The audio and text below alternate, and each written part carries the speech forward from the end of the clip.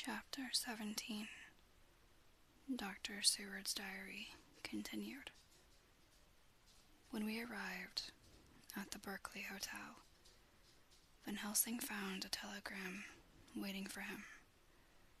Am coming up by train. Jonathan at Whitby. Important news. Mina Harker. The professor was delighted.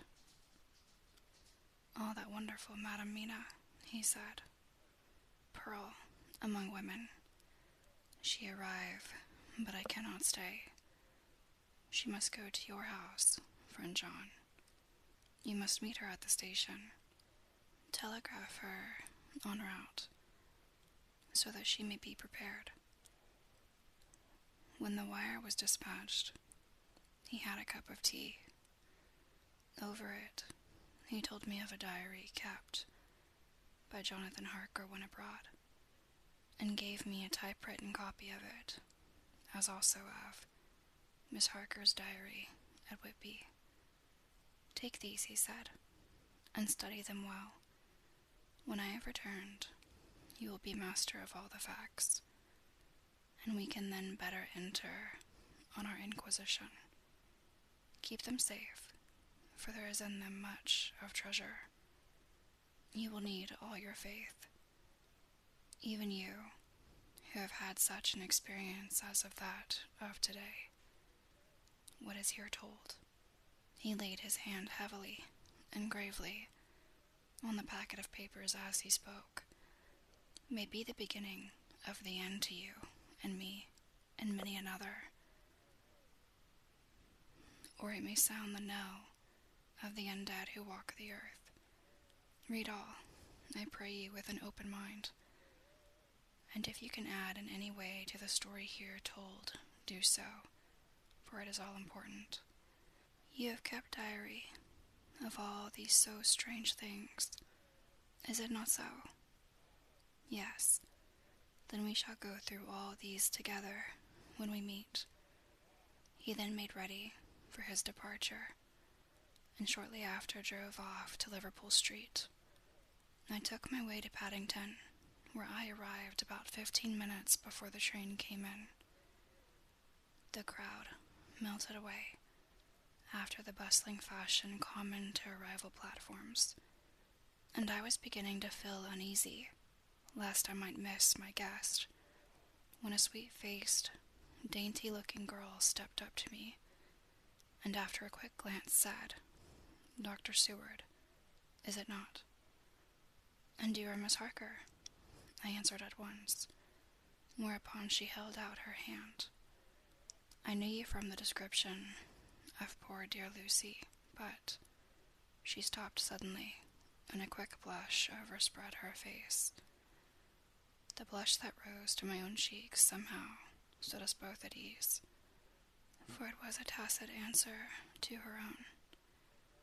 I got her luggage, which included a typewriter, and we took the Underground to Fenchurch Street, after I had sent a wire to my housekeeper to have a sitting room and bedroom prepared at once for Miss Harker. In due time we arrived. She knew, of course, that the place was a lunatic asylum, but I could see that she was unable to repress a shudder when we entered. She told me that if she might, she would come presently to my study, as she had much to say. So here I am, finishing my entry in my phonograph diary whilst I await her. As yet, I have not had the chance of looking at the papers which Van Helsing left with me, though they lay open before me. I must get her interested in something, so that I may have an opportunity of reading them. She does not know how precious time is, or what a task we have in hand. I must be careful not to frighten her. Here she is. Mina Harker's Journal, September 29th.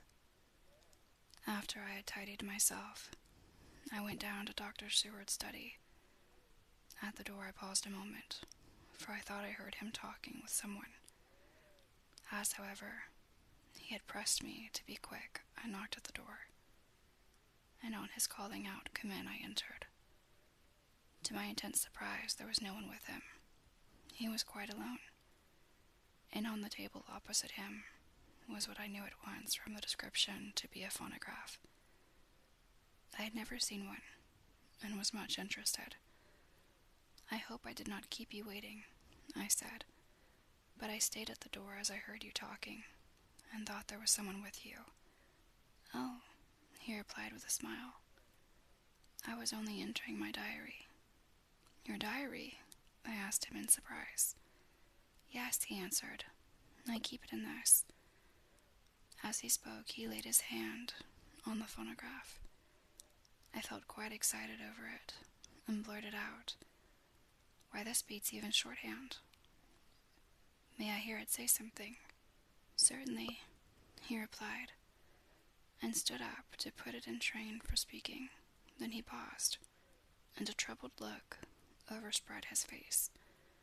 "The fact is," he began awkwardly, "I only keep my diary in it, and, as it is almost entirely about my cases, it may be awkward, that is, I mean," he stopped, and I tried to help him out of his embarrassment. "You helped to attend dear Lucy at the end. Let me hear how she died. For all that I know of her, I shall be very grateful. She was very, very dear to me."